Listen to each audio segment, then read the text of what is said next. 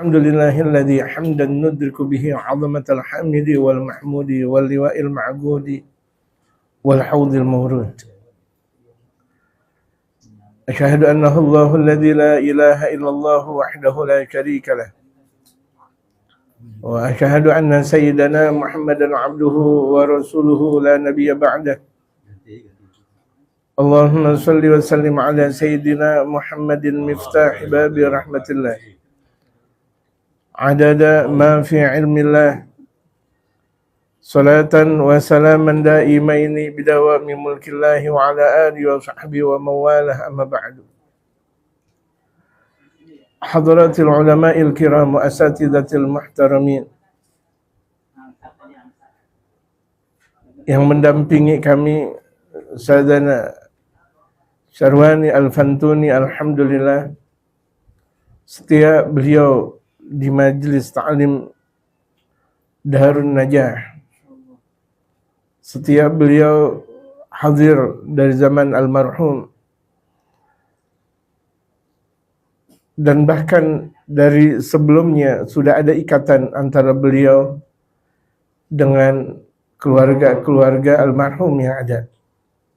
Maksud almarhum di sini almarhum Al-Ustaz Ma'mun Abdul Rashid. Bapak RW dan orang-orang tua kami semuanya yang mudah-mudahan diberikan panjang umur, sehat walafiat, istiqamah dalam melakukan ibadah. Amin ya rabbal alamin. Bapak Rahmat Mumuy beserta istri atau Mumuy Rahmat, mau di bolak-balik Rahmat juga. Mau dia Rahmat Mumuy, mau Mumuy Rahmat, menandakan dia adalah orang Bandung, Mumuy gitu, atau Mamuy atau Mumuy gitu. Itu dia, Mumuy, udah orang Bandung udah dia. Bapak, Ibu, saudara-saudara sekalian yang dirahmati oleh Allah, benar dikatakan oleh Syekh Abdul Hakim tadi bahwa dari sedini hamil dari istrinya sudah berbicara panjang lebar. Pakai saya hamil, Masya Allah, saya girang waktu itu. Gitu. Hamil. Dan dalam kehamilannya itu terus ikut ngaji dan ngaji itu adalah pupuk untuk menjadi anak yang saleh. Kalau kita lihat dalam kitab yang dikarang oleh Hujjatul Islam Abi Hamid Muhammad bin Ahmad Al-Ghazali, ada juga dalam kitab yang dikarang oleh Imamul Haddad, ada kitab yang dikarang oleh Sayyidul Habib Umar, kitab Shalahul Usrah wa Daurul Abawain fit Tarbiyah, dalam kitab Is'af Talibi Ridhal Haq, Is'af Talibi Ridhal Khalaq, dan banyak sekali di situ diungkapkan kalau mau mempunyai anak yang saleh maka cinta orang saleh. Itu merupakan sebuah keharusan. Mau anak-anak kita jadi orang saleh, maka kita cinta orang saleh, dan itu adalah kunci. Kunci. Kita lihat Bapak RW kita cinta Jakarta. Karena awalnya bisa jadi orang tuanya cinta Jakarta. Akhirnya beliau terlahirkan di Jakarta. Padahal misalnya mau kita lihat orang-orangnya itu ada di Brebes atau antara Brebes, Tegal. Kadang saya lagi berangkat ke Brebes, habis Brebes Tegal, habis Tegal Brebes lagi. Bingung saya gitu. Ini batasannya Brebes Tegal yang mana sih? Gitu. Habis Brebes Tegal, habis ini batasannya Brebes Tegal yang mana sih? Gitu. Habis Brebes Tegal, habis mengutus engkau ya Rasulullah kecuali rahmat untuk seluruh alam. Jadi ini penting sekali. Asia Kirana dengan rahmat. Bagaimana keadaan Asia? Dilihat aja rahmatnya. Bagaimana keadaan rahmat? Lihat aja Asianya. Itu adalah simbiosis mutualisme. Kalau kita lihat ada sebab ada akibat. Anaknya seperti ini karena bapaknya dulu seperti itu. Karena anak itu adalah curahan dari orang tua. Anak itu adalah fotokopi dari orang tua. Kalau misalnya anaknya mau soleh, maka orang tuanya harus soleh. Makanya Wajar dari Al-Imam Hujjatul Islam Abi Hamid Muhammad bin Ahmad Al-Ghazali. Kemudian diteruskan ungkapan-ungkapan terus, padahal antara Al-Imam Abu Hamid Al-Ghazali itu udah 1000 tahun yang lalu. Kemudian zaman Imam Al-Haddad 350 tahun yang lalu, terungkap ucapan terus masih ada seakan berada di telinga kita. Sampai-sampai pada akhirnya Imam Al-Haddad pun menyatakan apa yang telah dikatakan oleh Al-Imam Hujjatul Islam. Dalam dunia keislaman tidak didengar Hujjatul Islam kecuali adalah Al-Imam Al-Ghazali. Syekhul Islam banyak, tapi Hujjatul Islam Al-Imam Abu Hamid Muhammad bin Ahmad Al-Ghazali. Dalam karangan-karangan berikutnya kita punya guru, di antaranya kitab Salahul Usrah fi Dauril Abawain fi Tarbiyah, dan juga dalam kitab Is'af Talibi Ridhal Khallaq menyatakan anak yang soleh karena sebelumnya itu adalah soleh. Hidupnya kita lantaran zaman sebelum kita. Sekarang kita berada di majelisnya akikah. Bisa jadi di zaman-zaman dahulu kita cinta dengan akikah. Alhamdulillah kita dikumpulkan dalam majelis akikah. Dibaca Maulid Nabi besar Muhammad, kita dengarkan pengajian, kita kumpul dengan orang-orang tua kita. Kita berkumpul dengan orang-orang saleh. Kumpulnya dengan orang saleh itu adalah rahmat. Amin. Amin ya Allah. Kumpulnya kita dengan orang saleh adalah rahmat, apalagi kita sekarang berada di rumah rahmat. Alhamdulillah. Ini serba rahmat semuanya. Tadi dikatakan oleh Ustaz Al-Panduni dan Ustaz Abdul Hakim, di sore hari tadi turun rahmat juga. Ya, ini rahmat ditambah rahmat. Masya Allah. Rahmat ditambah rahmat. Alhamdulillahirabbil alamin. Artinya kumpulnya kita bukan kumpulnya sia-sia. Bahkan banyak orang mengatakan di antara mereka para ulama saleh, lantaran duduknya kita mendapatkan rahmat Allah Subhanahu wa taala yang menjadikan kita nanti meninggalnya kita dalam keadaan husnul khatimah. Ya Allah biha, ya Allah biha, ya Allah biha husnul khatimah. Husnul khatimah yang kita cari jamaah sekalian. Mau apa lagi? Betul gak orang tua? Mau apa lagi? Udah ginari yang kita mau cari siapa? Enggak cari orang-orang Bandung, perempuan-perempuan Bandung, atau perempuan Garut, atau perempuan Tasikmalaya, atau perempuan Sumedang, atau perempuan apa namanya, atau perempuan Kemayoran, atau Kebayoran, atau di sini namanya perempuan apa namanya Betawi. Banyak. Udah ginari mau ngapain? Betul nggak? Udah ginari, umur udah 70-an, umur udah 80-an. Orang tua 8 bulan, oh lagi tidur. Umur, ada umur berapa? 80? Enggak. 71. Oh 71. Oh, ya jauh-jauh gitu dari 7 dan insya Allah umurnya sampai 80 tahunan. Hanya umur sehat walafiat, masya Allah. Ini semuanya karena rahmat Allah Subhanahu wa taala. Rahmatnya Allah Subhanahu wa taala. Jadi hadirnya kita nih banyak sekali. Kalau misalnya saya lihat dalam satu perjalanan, wabil khusus malam Sabtu malam Minggu, kebanyakan orang antara malam Sabtu dan malam Minggu anak-anak muda itu di kafe, di mall, di tempat-tempat makan, di tempat minum, nggak ada masalah. Cuma andaikan lebih enaknya di majelis ta'lim. Kafe nggak ada masalah. Tidak ada yang mengatakan bahwa kafe adalah haram. Tidak. Mall juga tidak ada masalah. Tidak ada yang menyatakan bahwa mall adalah haram. Tidak ada yang menyatakan seperti itu. Tapi kan ada majelis yang lebih istimewa, majelis namanya. Majelis kumpul dan mereka kaum salihin namanya. Di Raudhah min Riyadhil Jannah, sebagaimana Ustazana tadi menyatakan Raudhah min Riyadhil Jannah, dan ini sudah diproklamirkan oleh baginda Rasul Muhammad sallallahu alaihi wasallam. Makanya anak-anak yang diakikahkan itu bakal tumbuh menjadi anak yang saleh dan salihah. Ini miftah. Setelah cinta kepada orang saleh, kemudian anak diberikan nama Assinu asma auladikum, perbagus nama anak-anak kalian. Kita masih mempunyai nama-nama Nabi dan Rasul, nama-nama mereka para aulia Allah. Maka dari itu di depan anak dari Bapak Rahmat tersebut namanya Asia. Asia bukan Mince. Jamaah. Asia bukan Mince. Iya. Bang Idris lagi bilang bukan Inem. Masya Allah, inem sembarang inem, masya Allah, bukan inem sembarang inem, gitu. Tapi dia ada, saya nggak buat sebutin. Bang Idris sudah ketawa duluan, masya Allah. Tidak, ini namanya Asia. Istrinya Firaun tetapi nggak pernah disentuh oleh Firaun. Nggak pernah disentuh. Kenapa? Dijadikan oleh Allah Subhanahu wa taala bakal menjadi istrinya baginda Rasul Muhammad. Bakal dijadikan istri baginda Rasulullah ketika di dalam surganya Allah Subhanahu wa taala. Hadis yang disebutkan diriwayatkan oleh baginda Rasul Muhammad sallallahu alaihi wasallam, ibu dari Sayyidina Musa alaihi salatu wasallam, Asiyah namanya. Makanya penting nama-nama tersebut. Bagaimana mungkin anak yang laki menjadi saleh, yang perempuan menjadi salehah kalau dari awal nama serobotan asalnya. Namanya tidak sesuai dengan syariatul Islam. Tadi dikatakan oleh Bang Idris. Namanya Fulan bin Fulan. Allahu Akbar. Itu dia. Bang Idris bilang Franciscus, Paulus, Yohanes. Astagfirullah.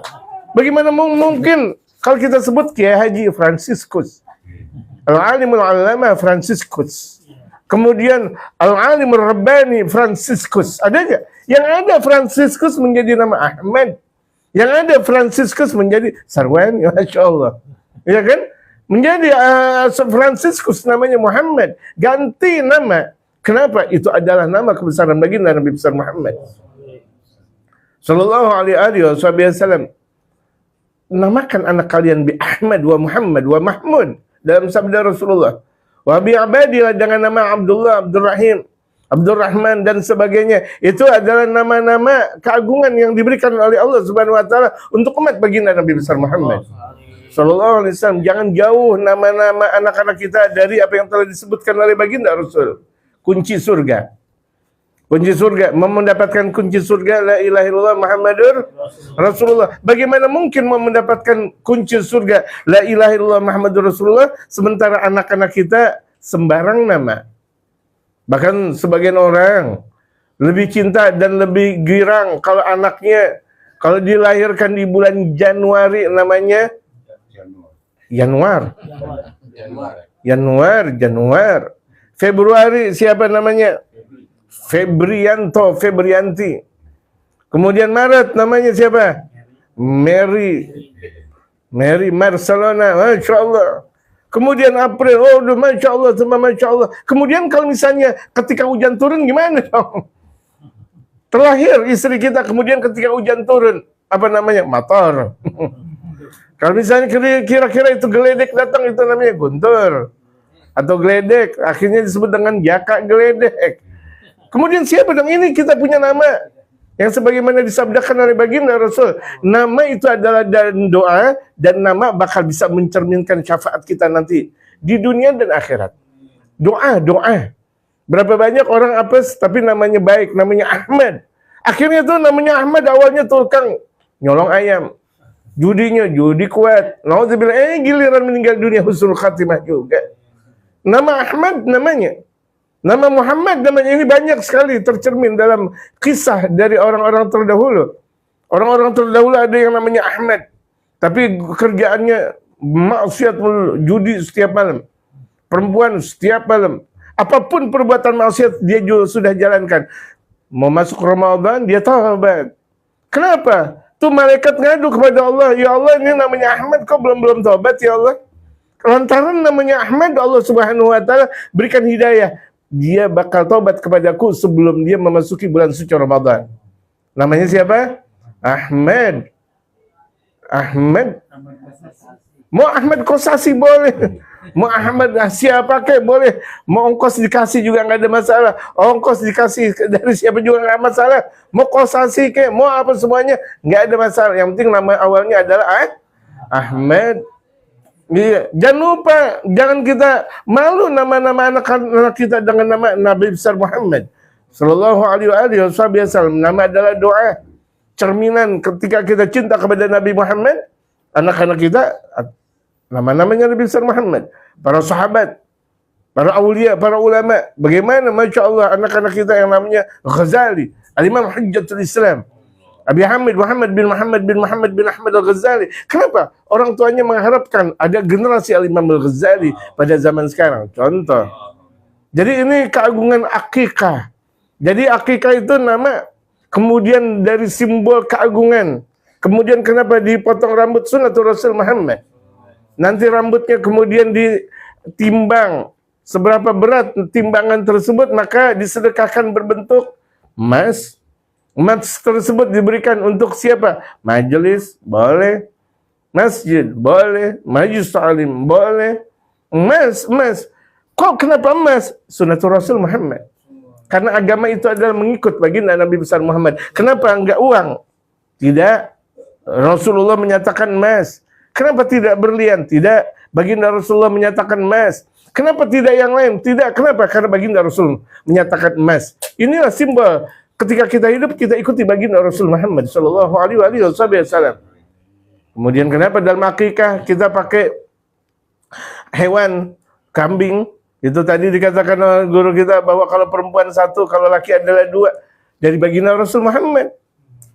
Rasul yang menyebutkan itu semuanya dalam kadar dan keterikatan. Kenapa pula perempuan dikasih satu, laki dua?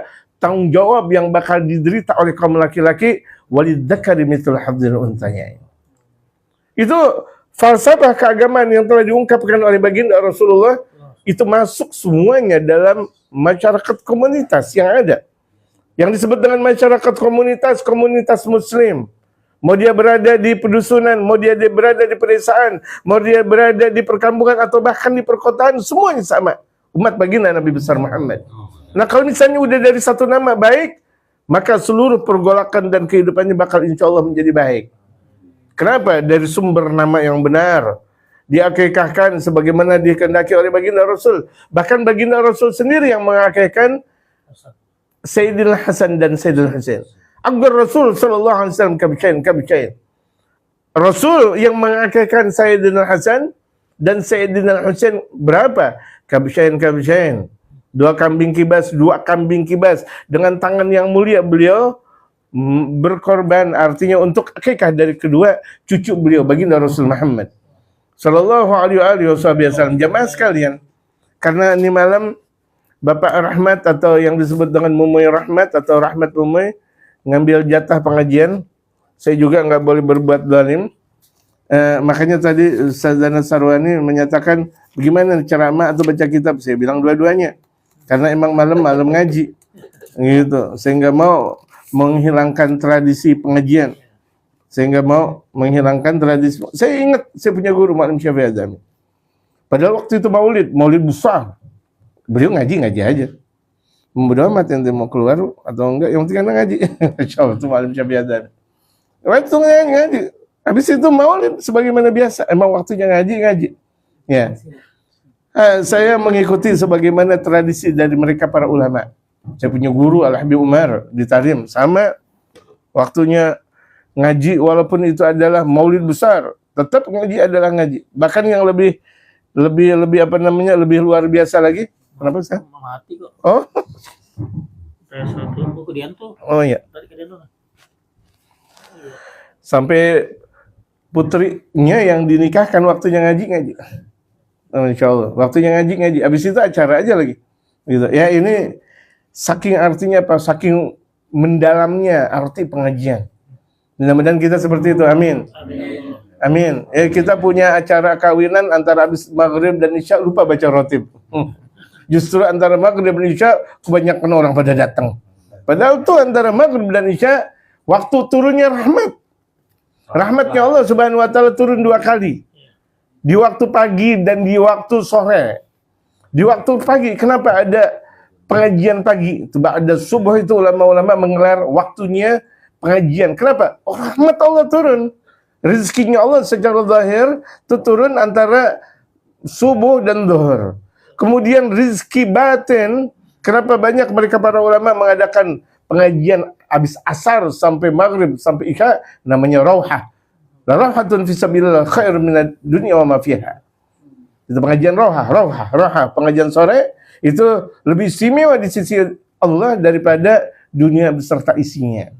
Makanya kan kalau pengajian habis asar sampai maghrib sampai isya namanya rauhah. La rauhatun. Kalau misalnya pagi ghadwah fi sabilillah. Kita sampai dalam kajian Fandur kaifa, sedikit saya baca. Karena tadi juga sedikit, ini juga sedikit. Sedikit menjadi sedikit, akhirnya banyak. Makanya kalau misalnya air musta'mal sedikit demi sedikit yang kita ambil nanti pada akhirnya menjadi air mutlak. Gitu. Kan kita lagi belajar fikih. Kalau campuran musta'mal ditambah musta'mal ditambah musta'mal ditambah musta'mal jadi air apa? Mutlak. Ini kita nih ahli dosa. Ini semuanya kita ahli dosa. Saya, pendengar, yang nyiapin makanan, yang makan, yang bakal nanti makan juga di rumah kita, ahli dosa gak? Ahli dosa, betul. Tapi gara-gara kita kumpul, kan kumpulnya dalam majelis akikah. Kita kumpulnya dalam majelis maulid. Kita kumpulnya dalam majelis pengajian. Gara-gara banyaknya dosa yang kita lakukan secara sengaja atau tidak, kumpul jadi satu, akhirnya berkebanyakan yang tadinya air musta'mal atau yang tadinya air najis, bisa menjadi air yang suci dan mensucikan. Makanya kita sering gabung-gabung sama ulama. Kenapa? Banyak dosa kita.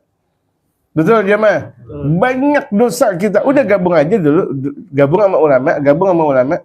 Mau bilang bagaimanapun tetap gabung sama ulama. Fanzur kaifa sara nataga haulail juhal.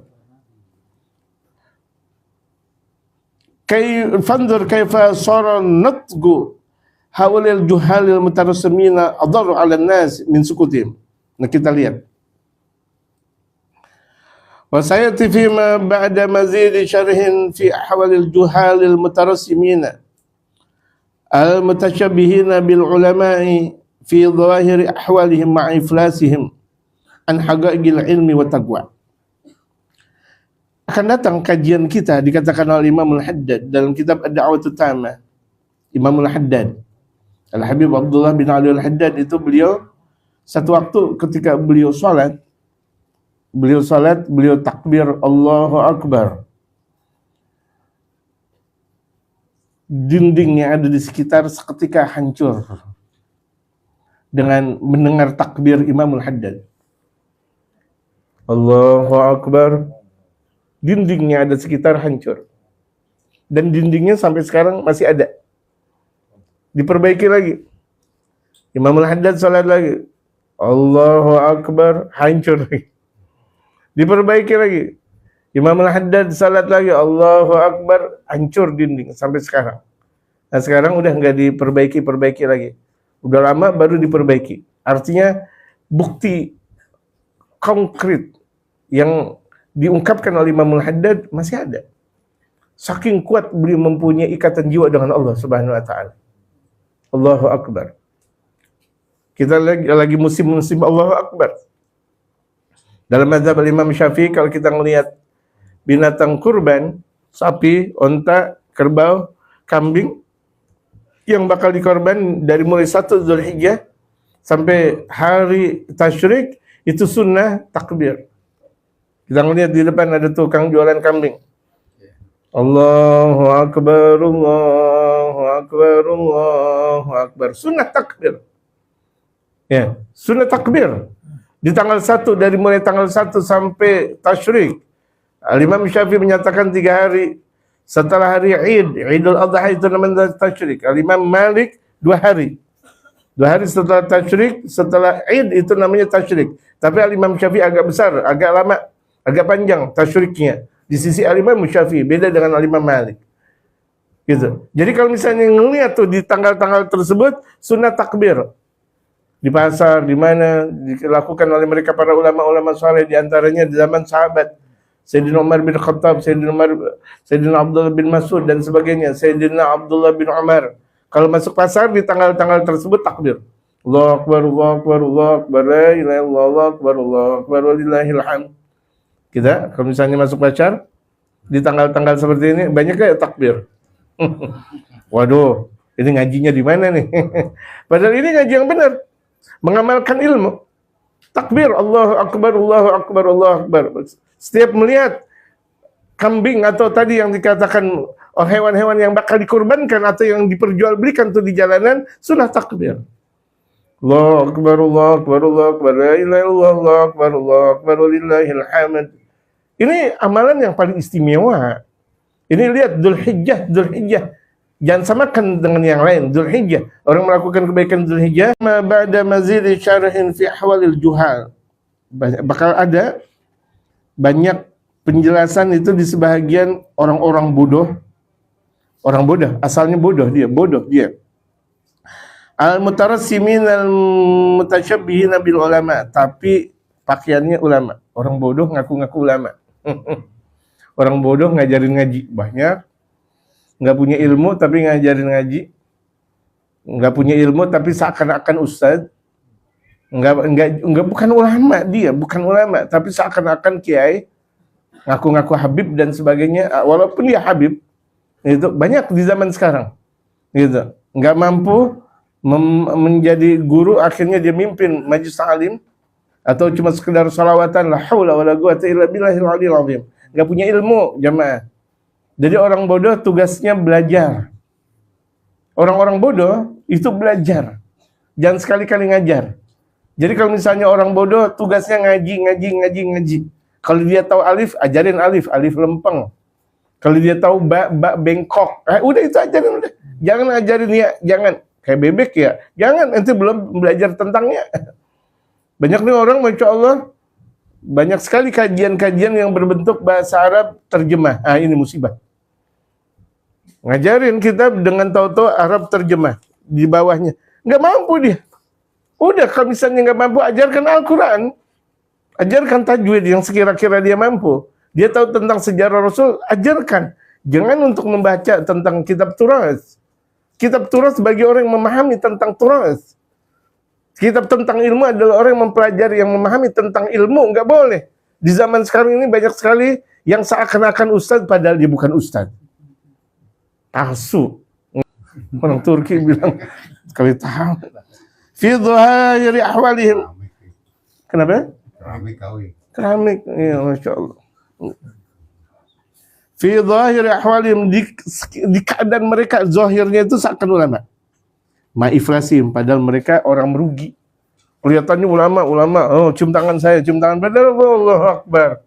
Muridnya dibohongin semuanya, dibegoin semuanya. Gitu. Ini hati-hati kalau misalnya orang sebelum jadi ulama ngajinya aja 30 tahun. Dia bawa gak sendal jepitnya guru? Kemana-mana dia bawa sendal jepit. Dia nggak pernah bawa sendal jepit guru, tahu-tahu jadi guru. Nggak pernah nyiapin kopi buat guru, tahu-tahu jadi guru. Nggak pernah mandiin bajunya guru, kemudian jadi guru. Ntar dulu.